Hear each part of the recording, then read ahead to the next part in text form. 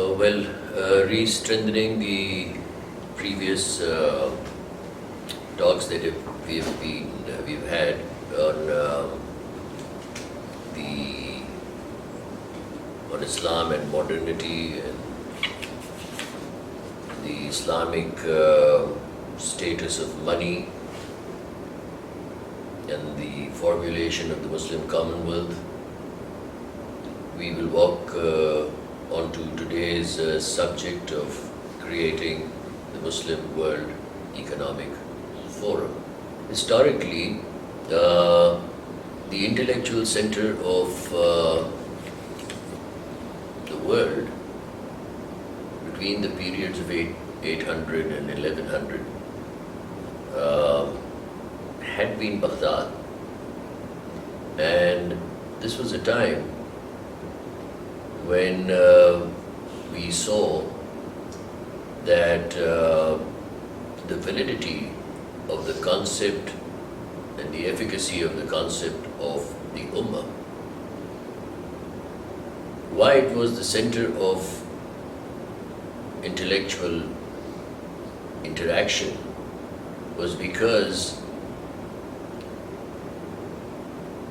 leaning on the concept of the Ummah, there were people from different creeds, different ethnicities, different origins that were converging together and presenting their ideas and thoughts and research, and wherever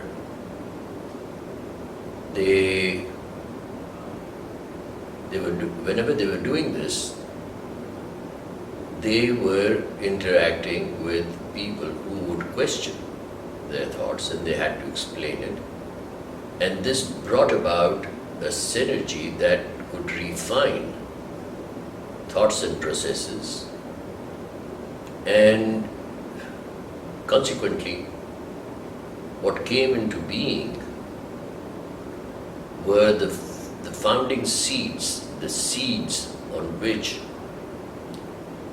science and technology has evolved to wherever it is today. Things like algebra, things like biology, things like physiology, navigation, astrology, astronomy, algorithm, and most importantly, mathematics.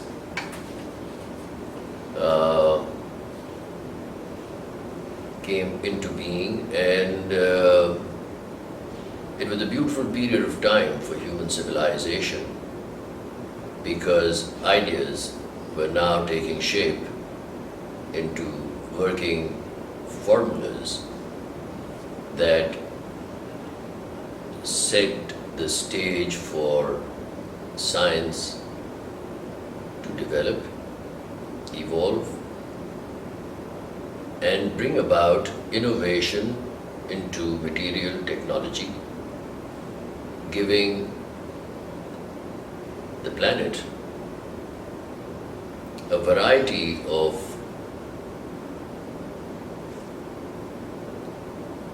comforts.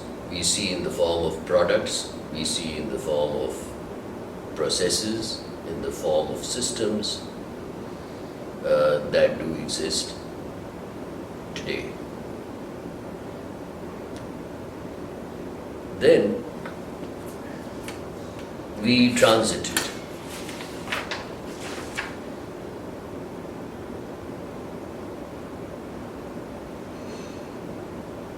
in the same period of time. In Europe, we were seeing that there was a surge against Inquisition, and people were being declared as heretics. And there was a huge war between logic and the political enforcement of religion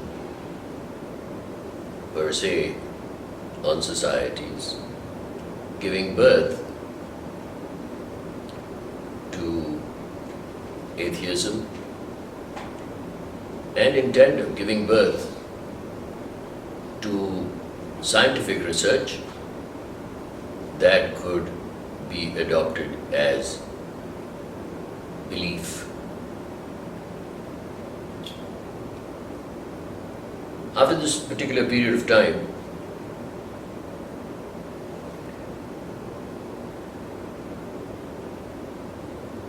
historically, again, we see the diabolic emergence of two particular ailments in human society, one in the form of feudalism and the other in the form of institutional clergy. Now these were segments of society, although they have existed from the time of Adam, they could now be recognized and they could be nomenclatured as a formal segment of society that were struggling to take captive the population that did exist in different societies at different given points in time. What feudalism did, and in tandem what the clergy did, was arrest the exercise of free will, free thought, and brought about a form of regimentation that pushed the human society into a state of stagnation. And this is a phenomenon which lives and lingers today as it has done over the years.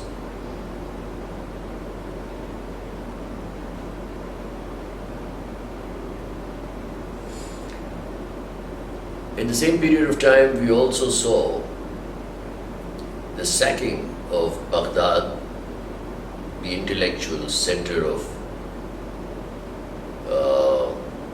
ideas, the intellectual center for the exchange of ideas and the evolution of basic theories and doctrines that would energize science to move on and evolve.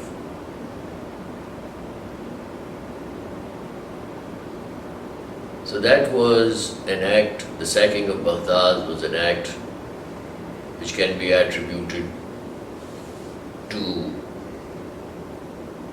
again, a dimension of feudalism based on warlords. Similarly, about the same time we see edicts coming out of the clergy in Islam, and we, like in Christianity, we see the codification of the religion by somebody called Saint Augustine, for instance. We had the equivalent in Islam in the personage of a person called Al-Ghazali, whose famous or infamous edict declared that all aspects of mathematics and the manipulation of numbers is a craft of the devil, Now, these two phenomena, though external,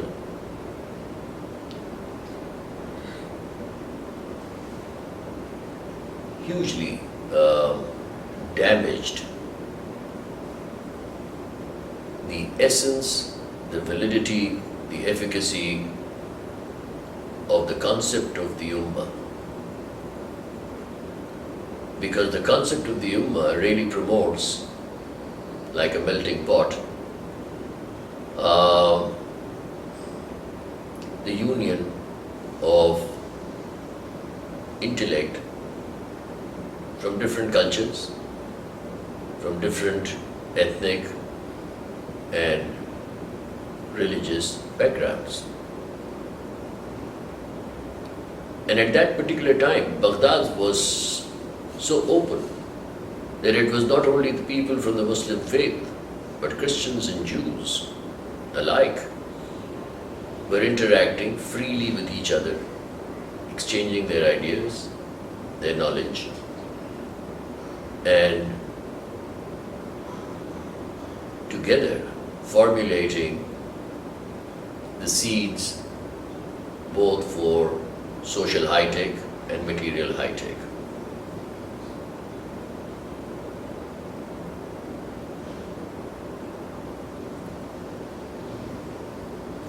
We then can safely assume and assert that it was a period whereafter we saw a clear decline of the Muslim civilization as was presented in the message of Islam, as is present in the message of Islam. And it was a downhill slide, after which the Muslim societies and the Muslim communities have really not resurfaced. The world today, comprising of 1.5 billion Muslim people, is a great evidence of the fact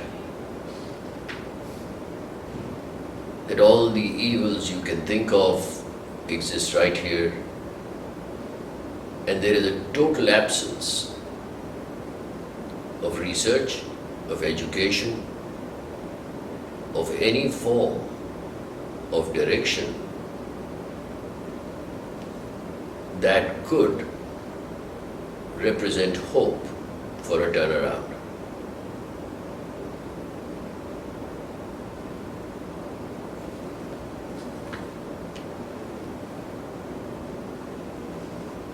In fact, in the last 100 years, we can see evidence of the fact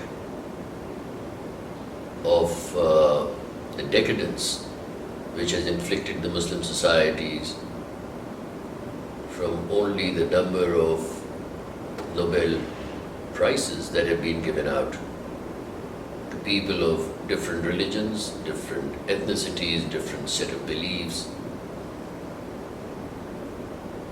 And you can't find Muslims anywhere around.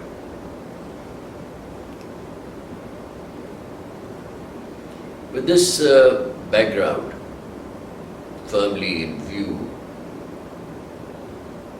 representing the causes of decadence, stagnation, regress in the Muslim societies, we can see in the journey that there is only one aspect, one segment of society that does represent hope. And that particular segment of society, or faculty if you like, is entrepreneurship. Entrepreneurship represents the ability of an individual to be able to identify the need in the society for betterment, for welfare, for the ease and comfort, for the provision of all factors that represent subsistence of the human race. Now, it is for this reason that even in the predominant lot of constitutions that exist on the planet, entrepreneurship legally is considered as a fundamental human right. And Pakistan is no exception. In the constitution in Pakistan, the constitution of Pakistan also recognizes the right to enterprise as vehemently as it is present there in other constitutions of the world. Now, this aspect can be definitely considered as a catalytic force that can turn around social decadence anywhere, irrespective of the influence of religion or doctrines, theological doctrines that may or do exist.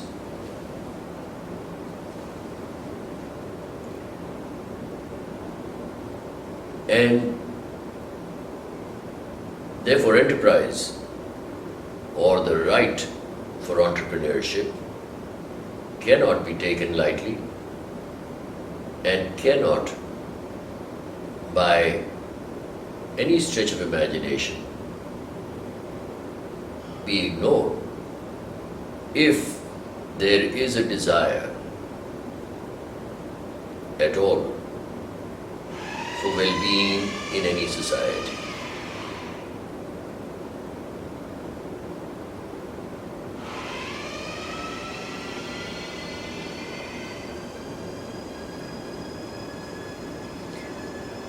So what is entrepreneurship dependent upon? Entrepreneurship is dependent upon primarily education for skills and a rational compensation of labor.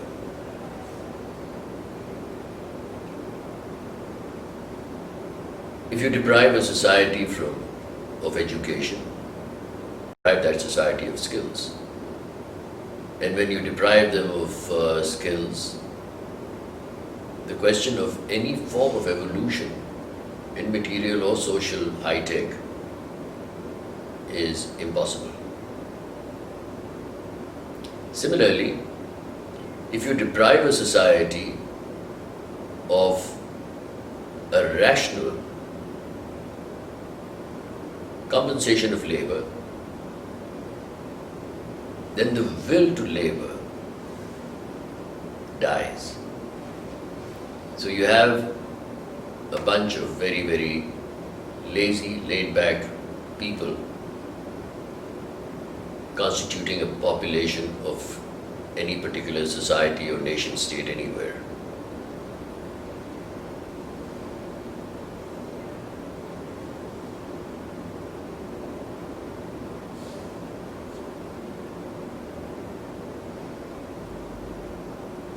In the case of Pakistan, I therefore did propose and have presented a booklet with the title of The Socio-Economic Destination for Pakistan, which is based on the excerpts of my book called The Decisive Age.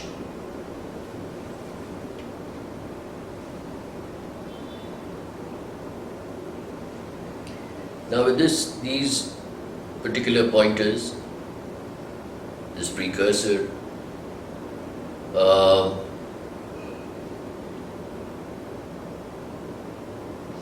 it has become imperative that we consider the resurgence of the concept of the Ummah for what one may call Muslim Renaissance. And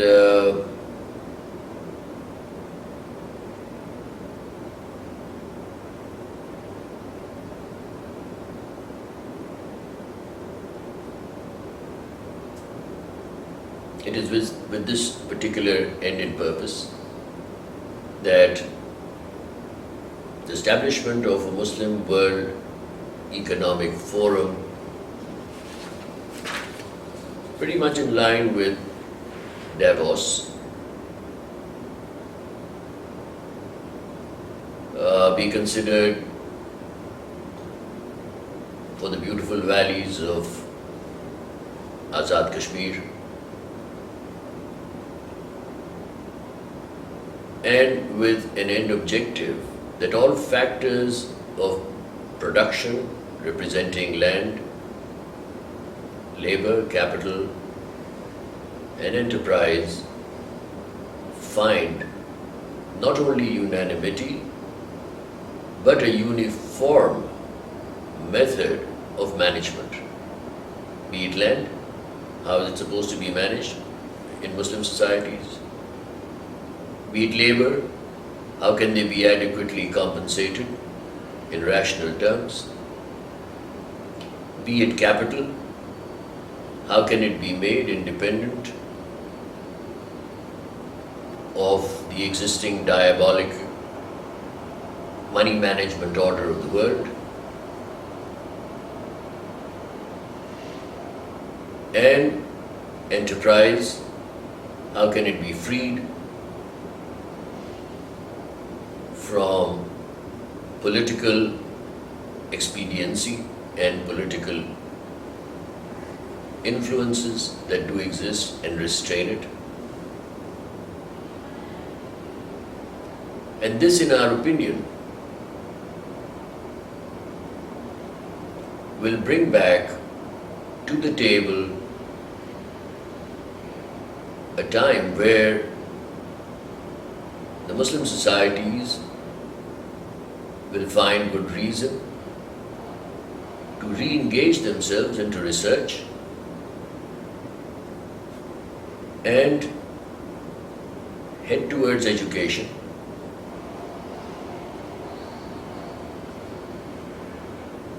And above all,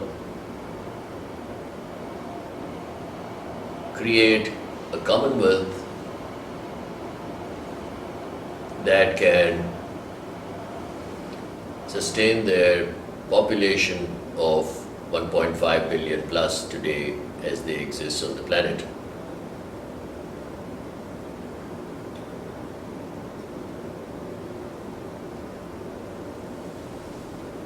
In summing up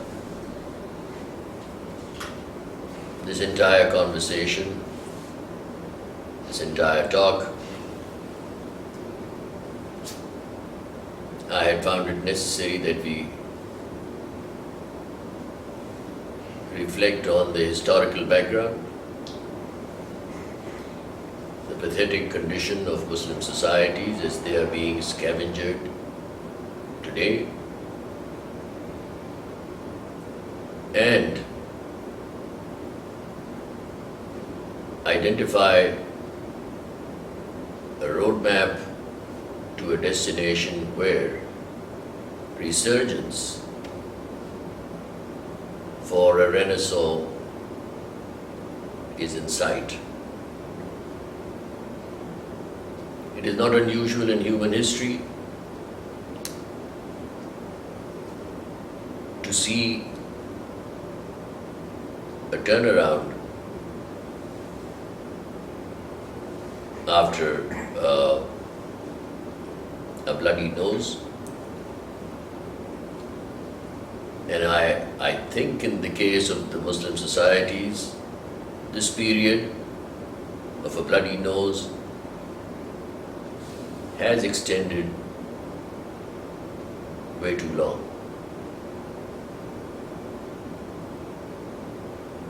It'll be in the fitness of things to have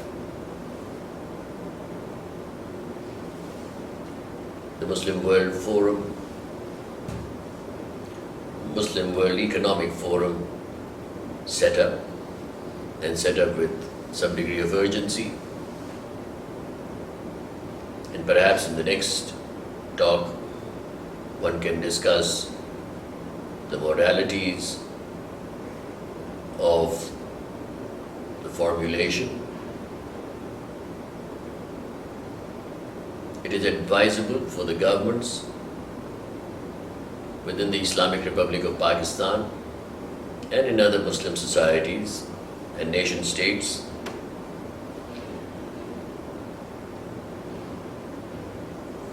to at least presently open their doors for, on a preferential basis, for Muslim entrepreneurs to meet and resolve on issues that can become the basis and the bedrock for unanimity in legislation that will come about as we move forward. Thank you.